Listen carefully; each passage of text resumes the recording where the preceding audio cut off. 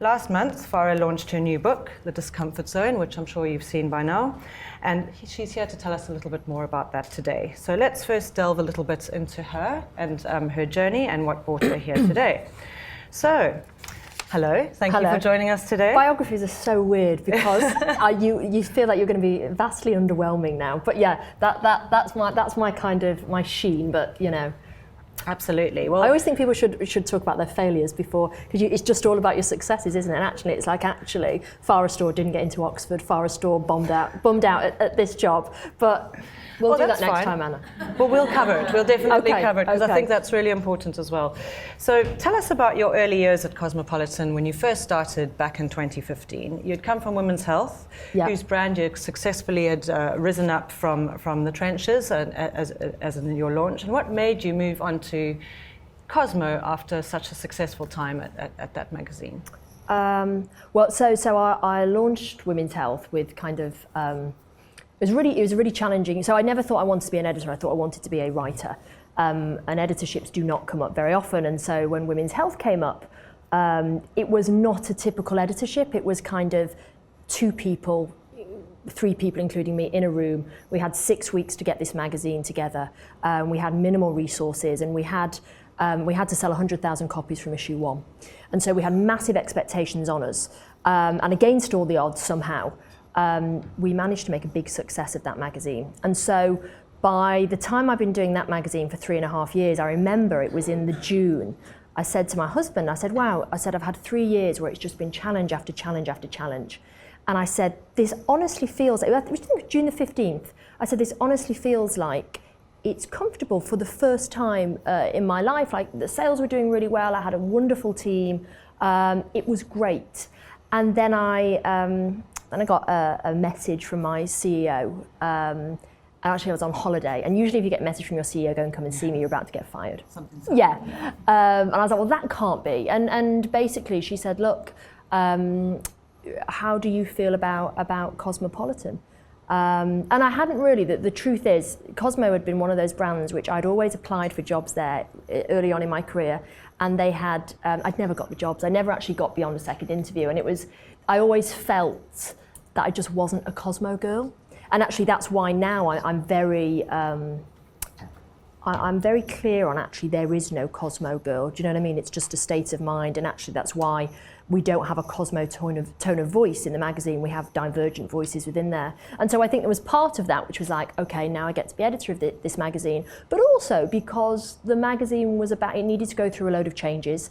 It needed, I remember my CEO said, look, we need to just give it a freshen up. We need to make it more attractive to millennials, who of course are the hardest group to reach. And I went home and I was like, I just don't know about this. And then in the end I decided, well, challenge had always served me very well throughout my entire life. When I look back, my greatest successes had come from when I'd had challenging times. And so I took the job. And Brilliant. It was challenging, it was really challenging. Definitely. And I would say, in light of the fact that the publishing industry is a challenge at the moment as well, often Google's blamed for a lot of the challenges that the publishing industry has. How do you see, or how do you measure your success based on that? Do you see, if your sales are down 1 month, how do you determine, for example, that it's an industry problem, perhaps? Right. The changing readership that you've experienced, or is it just the issue that month that you think, oh, perhaps we should have changed the person on the front of the cover, or the tone should have been different? Well, traditionally that's what you do. So you look at your sales for every month and you go, okay, well, this was down, and so it's something to do with the cover star. And covers are really important. They're probably the most important marketing tool you have at your disposal, more now than ever before. But actually, Cosmo is a really unique brand in that our sales are pretty static. Occasionally we'll have a big spike. So the Tess Holiday cover recently, we had a huge spike there. But usually they are pretty static and they're high. You know, we sell over 300,000 copies a year, so still huge numbers. So for me as an editor, of course, I've got to look at the sales. You have to look commercially. Do people still want to spend money with you? But for me, it's changing readership. So there's nothing more gratifying for me when actually I'll meet everyone. And of course, you get to meet and interact with your readers much more now. I mean, I get about 40 messages a day on Instagram.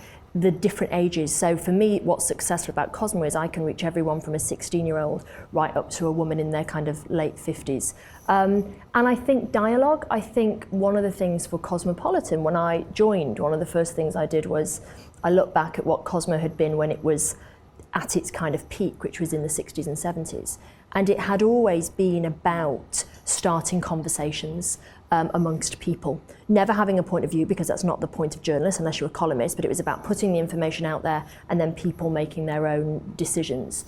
And so for me, one of the most gratifying, and I think it's one of the best metrics of success for me, is does Cosmopolitan start conversations, and does it help people to start thinking differently about issues when they're very blinkered in their views. And then the other thing, and this is very unique to Cosmo, is we have two schemes which I'm so proud of. One is Cosmopolitan Houses, where we house young creatives who can't perhaps afford to come to London. We will house them, we charge minimal rent, we house them in these amazing houses in central London. And then we do a sex education programme in schools. So all that, you know, where there is a real hole in the school curriculum is sex ed, you know, consent, online grooming. And so that, a metric of success for that, for example, we just did a pilot over the summer on 700 kids. And we got, I think from one school, it was 82% of young boys said they had no idea what consent meant. So the change actually is another metric of success. Doesn't bring money in, but actually I would argue it seems very grandiose, but it genuinely changes lives. And you're blazing the trail for something that Cosmo originally has never been known for, which is quite significant in itself. So that's brilliant. And going back to the cover star, I'm sure a few people in this room would have seen this disruption and dialogue created from the Tess Halliday cover from September. What was it like going? Did you expect that reaction from the cover, first of all? I know you would have expected a little bit, but what was it like seeing, from everybody sort of dividing a room, how they reacted to it, how going on Piers Morgan, kind of you had to lean into that fear to go in there and defend your decision, and how importantly did you convince those around you to follow your lead and your team? Because often when you make that decision, was your team with you on it the whole way? How did that kind of work for you? Well, I have a team who doesn't always agree with me, and I employed them deliberately because of that. You know, I always say to them, just because I'm the boss, just because I'm at the top, doesn't mean that I'm right about everything. So we often have discussions rather than arguments about, is this right? And sometimes I will go back on what I've said and I'll go, it's a fair cop, I'm completely wrong. My instinct is always to push things to almost breaking point. And so I like having more measured people on the team who go, well, if you do that, this is going to happen. Of course, often we go with the thing that's going to spark the debate, because for me, sometimes that overrides. And Tess was actually, the truth about Tess is we didn't think it would cause the kind of success and the fury that it did, because I'd had Rebel Wilson on the cover, had done very, very well, didn't hear anything about it. We had Ashley Graham on the cover, who is a plus-size model. And so actually I thought that may be a little bit, but actually I remember when that issue went to press, we had a far more contentious story in the mix, which was we had a story about a young, brilliant writer who we just discovered, who wrote about her experience of rape. And actually, it was quite an incredible piece. It is online, so you should read it, where she came to us with a story. She said, my rape was traumatic, it was terrible. However, she said, I dealt with it in my own way. And she said her problems began when she was at Columbia University, she told the sisterhood. And the sisterhood said, you need to be the face of this now. And she said, that's not my choice, I do not want to do this. And she said, when they turned on her, it was worse than the rape. So that, when we decided to publish that, because of course there'll be the people in the team going, we thought it certainly would spark debate, but actually that would cause the furore, and it didn't, not at all. It so happened that it was the Tess cover, which is amazing, because I think what it reveals more than anything is we have a real problem with fats in a way I had never expected. And when we put the cover up on social media, I remember the first thing, my features director phoned me and she said, we've got all of these people, some of them consumers, saying, going to cancel my subscription, not going to read this, which is a shame because they never read the story. And Tess was on there not because of her size, Tess was on there because against all the odds, you know, she suffered a lifetime of abuse. She grew up in a trailer. She's 5'3" and she's 300 pounds. She still became a very successful model. So that's the Cosmo girl, is kind of that scrappiness, hustling, yeah. So that we thought, oh my word. And then of course, Piers Morgan happened. And then we had all the and I cannot tell you the overwhelming response. Like in our office, as you can imagine, everything is by email. We, you know, the general public, when they get in touch with us, it's by email, it's through Instagram or, you know, Twitter. Yeah. The phone was ringing every single day, and it was from older women. And this was the interesting thing, it was from older women who were kind of my age, slightly older, saying, I haven't picked up Cosmo in years. This picture, this image made me pick it up. And it made me really think about, if I had seen a woman like this, when I was growing up, and I feel like this because I suffered disordered eating most of my life, they go, I wonder how different my life would have been and some of the choices I made.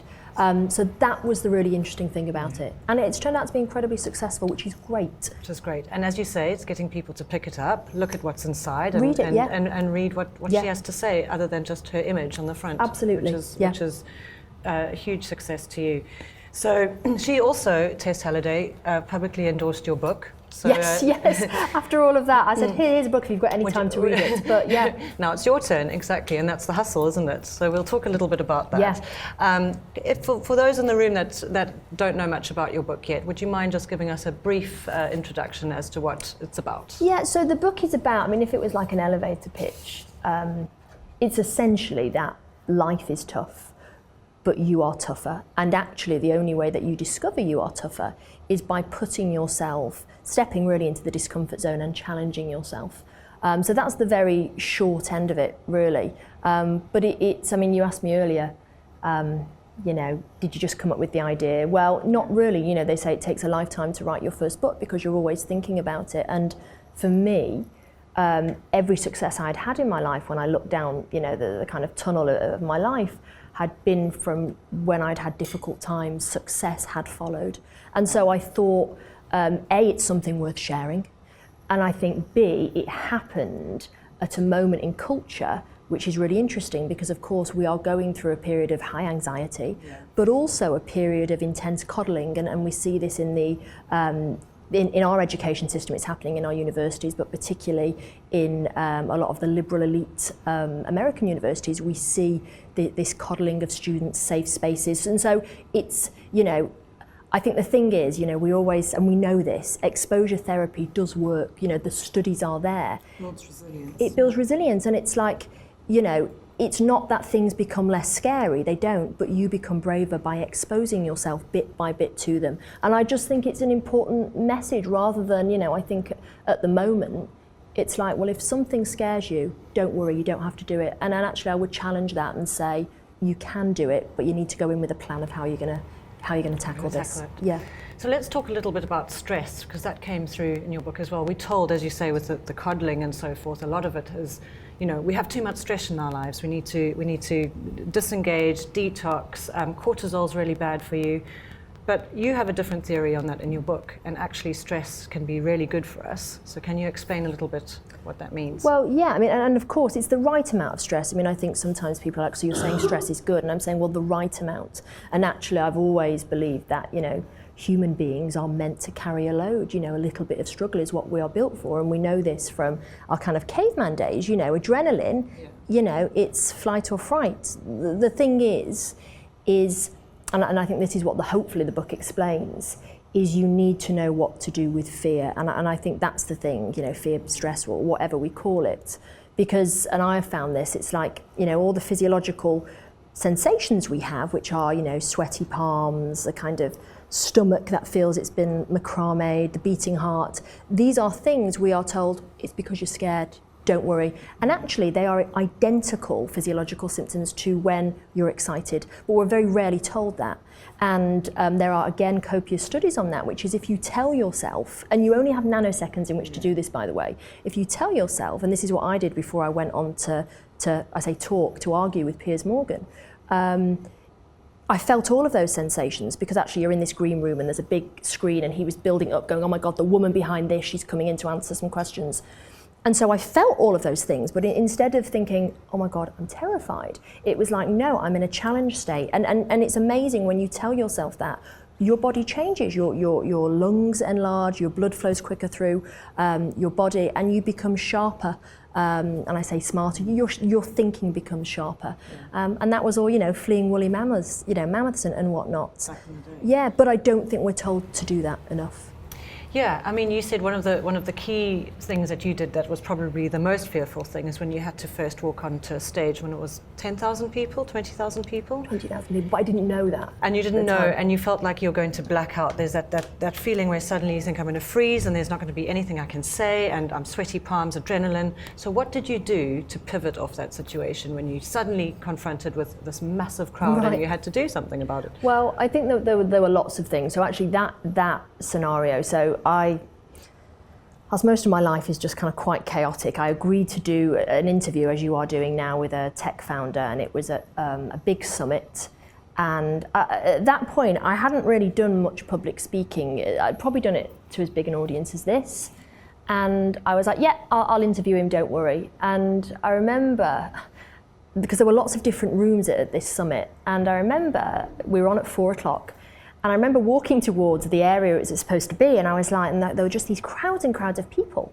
And then, because it's all, you don't really see the stage, I had to walk up these stairs and through these tunnels, and I was with this guy who, as you imagine, is lovely but very quiet. And then somebody said to us, well, actually it was the organizer, who kind of ran backstage and said, there's a massive crowd, it's 20,000 people. And the worst thing was, he said, I'll never forget this, he goes, I want you to just go out there and be rock stars. And it's like, I'm like a middle-aged journalist. He's like just a quiet tech guy. And then he's like, and I need you to stand there for 15 seconds because we need some pictures. And then you could see this big counter counting down, and so it was like, oh my God. Yeah. And we kind of looked Terrifying. at one another. Yeah, we were like, what are we going to do?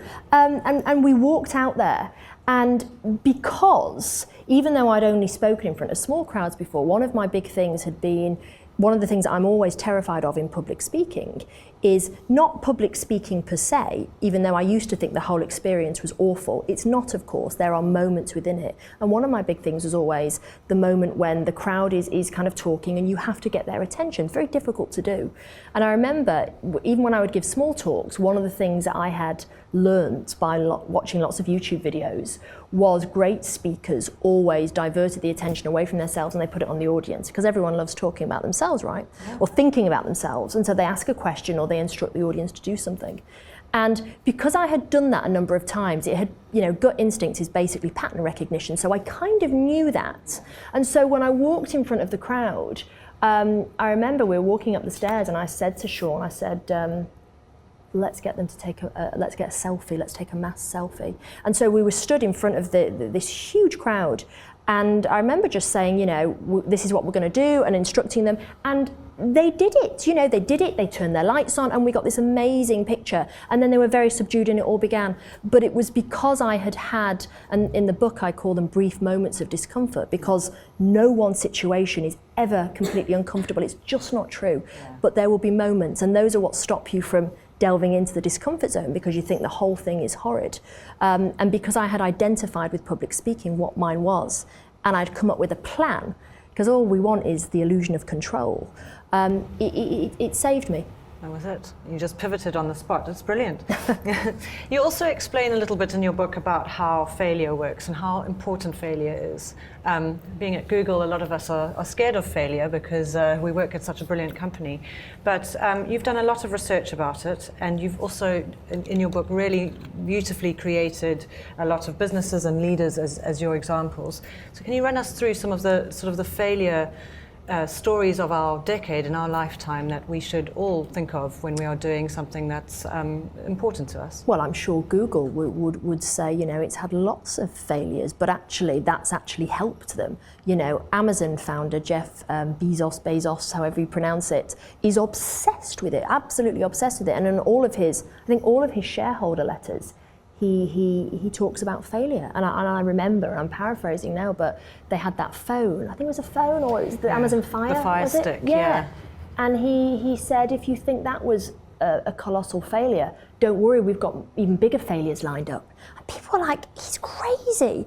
But of course, the thing is, and you work in the tech world, you know, there are two types of failure, aren't there? There's failure by complete carelessness, which is the wrong sort of failure, and then there is smart failure, which is, well, we are heading into the unknown, so if you want to be perfect, you're not going to be able to, there's no information there. So smart failure is going, well, we're heading into the unknown, there's no information available to me, so we're probably going to fail, which is why you should fail small and do it incrementally.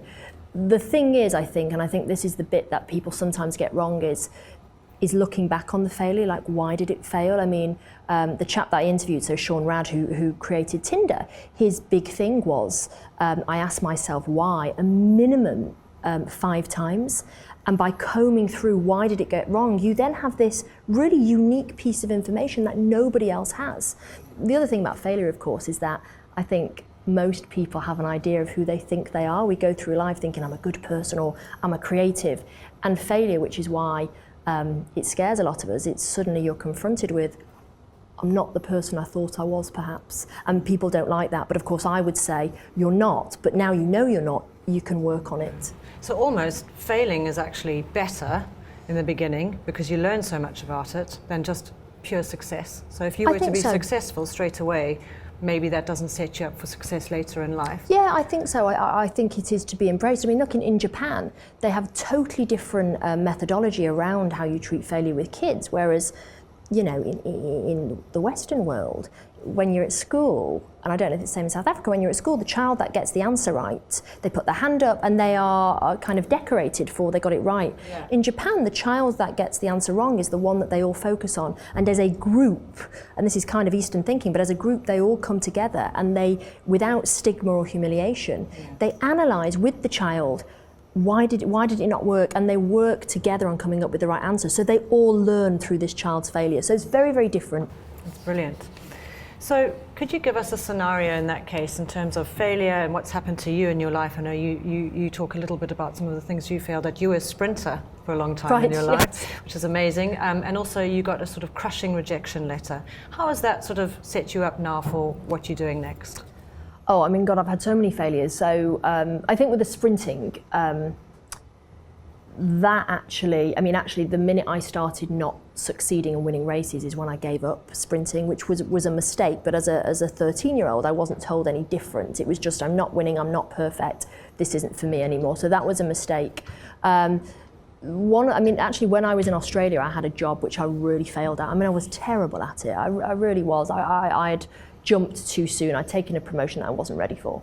And I remember when I was failing at the job, I do what most people do, which is I was like, well, I blame my colleagues and I blame the boss, it was a bad boss. But of course, even if that's true, and it wasn't actually, she was an excellent boss, even if that's true, I don't believe in blaming other people because you can't control that. The only thing you can control is your own actions.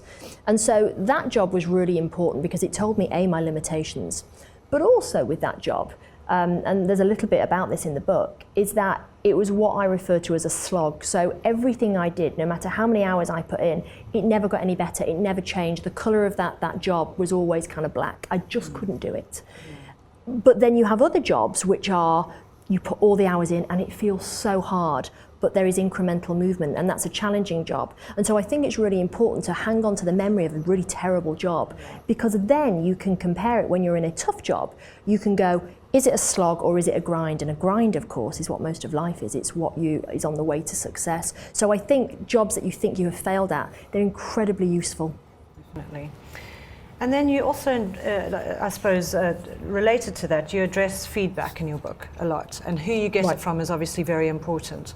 So how do you do feedback? I mean, you obviously have a massive team at Cosmo, you've got different mentors in your life, but how do you curate that feedback, and who do you trust to ask for that and get a solid answer that you know is going to work for you and you can take yourself to the next level? Well, I don't believe in mentors, for a start. I just think mentorships can be, I believe in momentary mentors, so you can get people, you know, I think amazing people come into your life, you get them for a very short window, and you're very lucky if you get them for a short window, and you should take what you can and give when you can. But I think the whole idea of mentors for a very long period, I've never found personally they are great, because what ends up is you sit down they can go on for an indeterminable length of time, and all that happens is you just end up offloading and just moaning. And actually mentorship, I mean, I call it having a care coach, which is identifying someone, if it's for your career, somebody in your environment, possibly not on your team actually. So I give feedback to my team, but I give it every day. Every day it's constant, and every day they're probably put into their discomfort zone because I give them feedback all the time on every project. But actually for me at work, I identified somebody who knew my job and what it entailed, so she could make a judgment. She was informed on my job, but she wasn't in my immediate team, and she wasn't a peer. Because I think you have to be really careful, you know, somebody said to me recently, all feedback is good. And I was like, yeah, but it depends who the feedback is from. Yeah. And they're like, no, all feedback is good. And I was like, let's not be naive. Some people will have an agenda when they're giving you feedback. So you need to choose somebody who I think is outside of your department, who doesn't challenge your status or you don't challenge their status. Very important. And then I think what you need to do is you need to be very specific in what do you want from this person. So you don't just go, you know, I mean, I get this, you must get this. People go, and can I just pick your brain? Yes. Well, about what? You know, and that's the same with success. When people go, I want to be famous or I want to be successful, it's so vague. How? And so you put in time with your care coach, and you probably only do it once a month or however much you need it, and then it can change. It can be once a week if you're going through a difficult time, and then it can change over time. But you put in a very specific amount of time, so say 20 minutes, and you do it outside of the work environment. And in preparation, you come up with no more than 3 things which are super, super specific about what you want to know. So it could be, you know, what am I like when I am doing public speaking in the first 10 minutes, say. Be specific, because then they can be specific back in what they give you. And I think you let them go after a while. I don't think you get to keep hold of that person. But they're really, really important. And I think the other thing is, you know, nobody likes receiving feedback, but also people don't like giving feedback. You know, again, it goes back to the caveman days. You would be isolated. We see it on Big Brother when people go, just being honest, they get excluded. And so I think when people are giving you feedback, you've got to smile, you've got to say thank you. You've got to make it as easy as possible for them to be able to give you the feedback as well. Absolutely. And what about, you sort of talk about a little bit about the 3 things that you envisioned and visualize when you go and do something, and that's sort of your inner mentor talking. You sort of train yourself to be your own mentor, because as you say, they're quite momentary. You kind of go along life, and different people enter your life for different reasons. But how do you become your own mentor? So no matter what, that little voice in your head is the right one speaking to you, and you're not having the other voice in your head telling you not to do it because you're too scared. So how do you separate those 2? Well, I mean, look, it's very hard, and it takes lots and lots of practice. And it goes back to, again, I mean, I think when we have something difficult approaching, say it's a job interview, we're actually brilliant at visualization, but we're brilliant at catastrophizing things. So actually, most of us, when we think about a job interview, say, we think about everything that will go wrong. What happens when they ask me the question, I don't have the answer? What happens when I walk in, I take the wrong seat? I get, you know, what happens when I get sweat patches under my shirt? All of these things. So we are brilliant at visualization.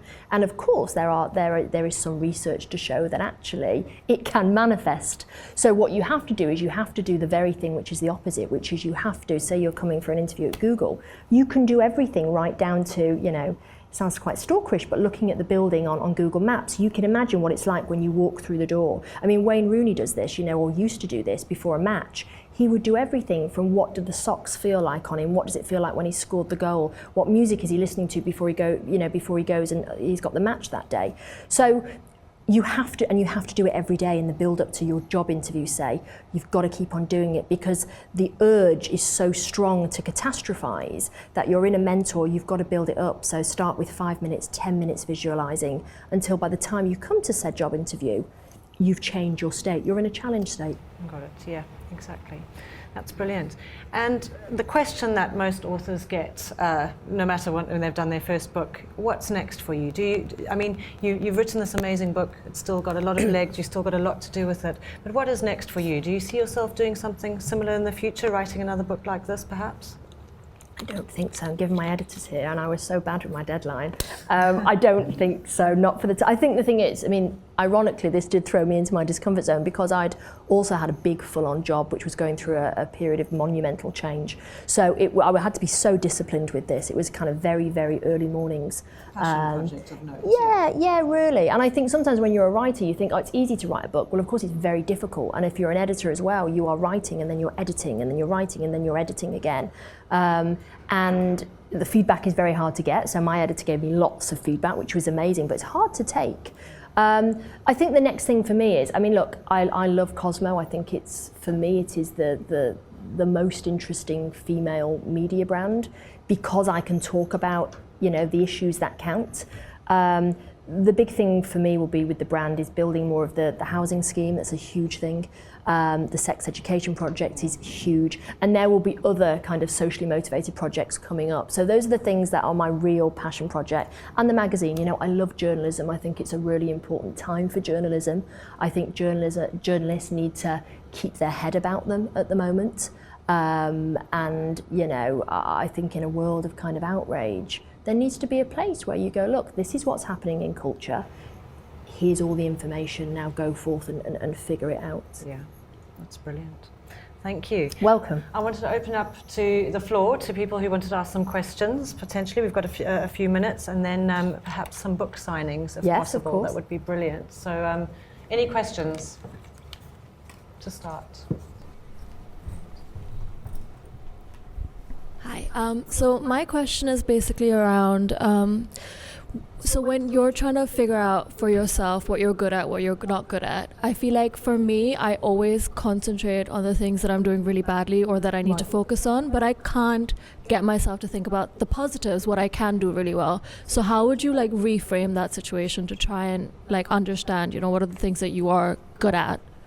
Sorry, that microphone is outstanding. Is it a dictaphone with a microphone on top of it? Well, it's very hard, isn't it? Because the natural tendency is to think about everything that you're terrible at. And actually, what I would say is you may be surprised what you're good at. So again, if you have a care coach or you have somebody who you trust, who's not your mum or your brother or, ask them, give me 5 things that I excel at. And I guarantee some of them will cross over what you thought or what you hoped you were good at.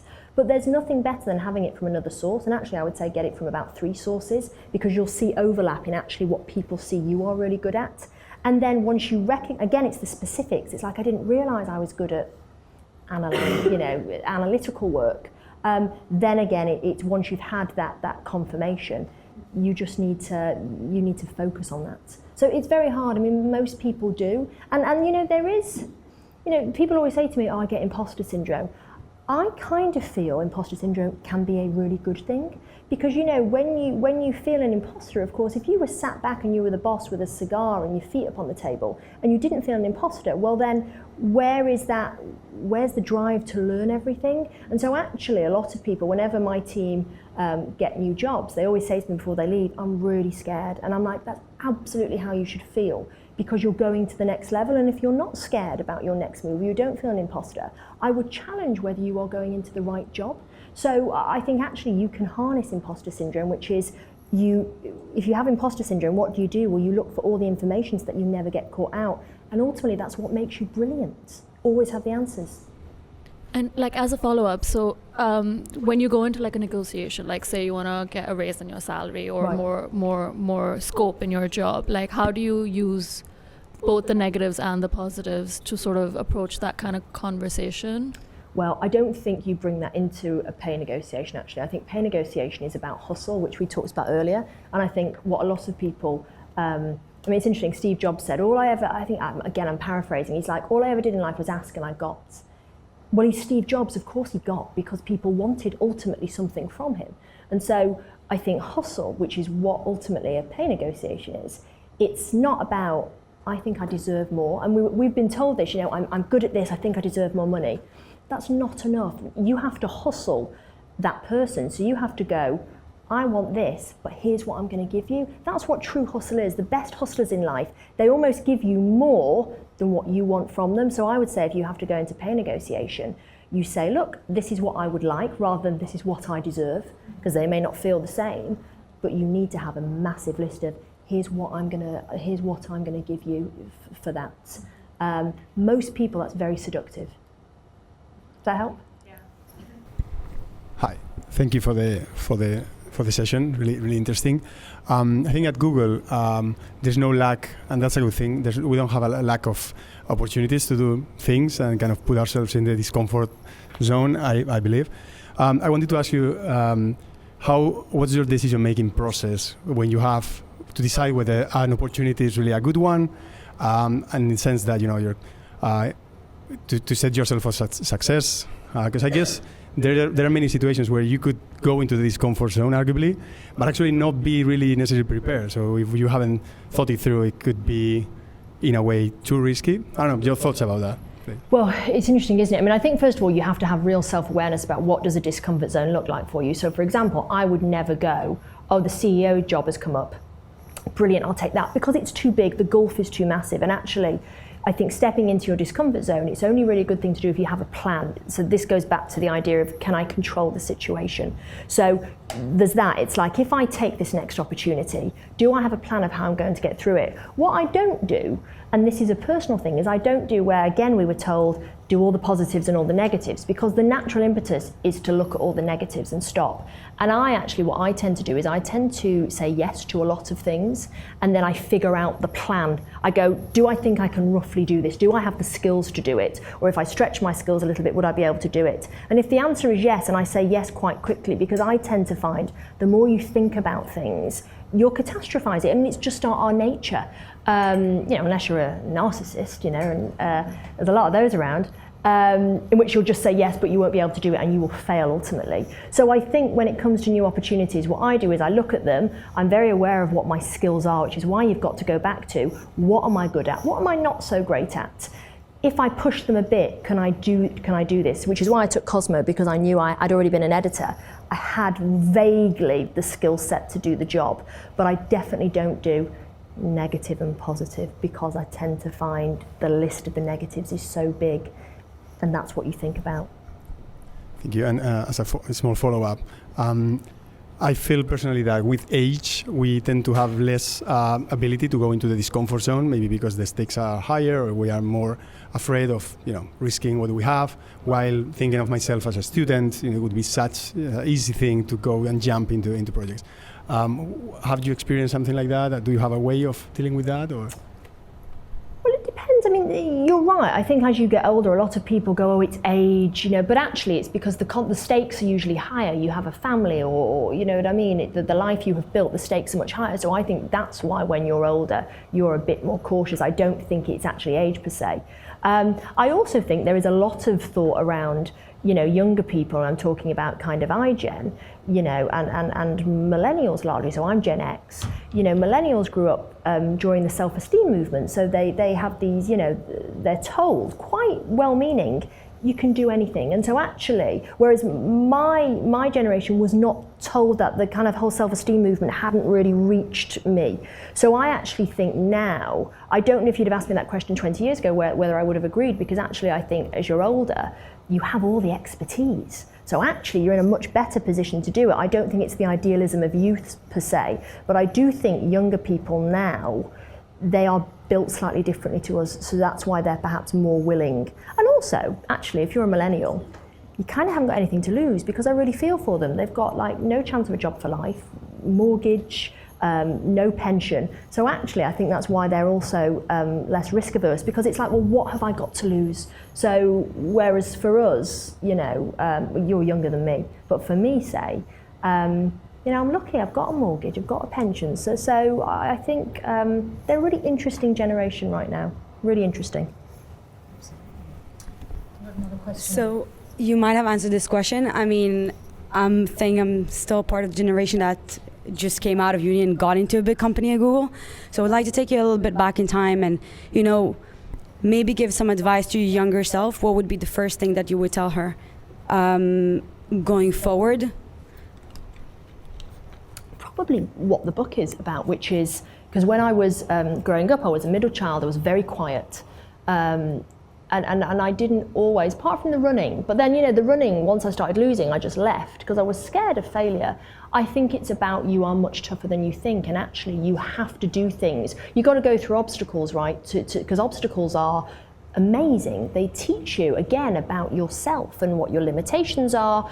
And I think when I was much younger, going back to when I was like a 10 to kind of 13, I was a really quiet child and quite nervy about certain things. I think it's like trust yourself, that actually when you go through the tough stuff, that's absolutely the right thing to do, and you will come out changed and you will learn incredible things about yourself. I think most people think when they go through obstacles, it's going to be debilitating and you'll learn about all the things that you're terrible at. But actually, once you know what you're not good at, you can make a plan of how to do it. So I think that's it. I think I would have taken more risks as a young child. Thank you for sharing. My question is with failure and self-confidence. I find that I personally like to succeed and win. And I find the more I win, the more self-confident I am.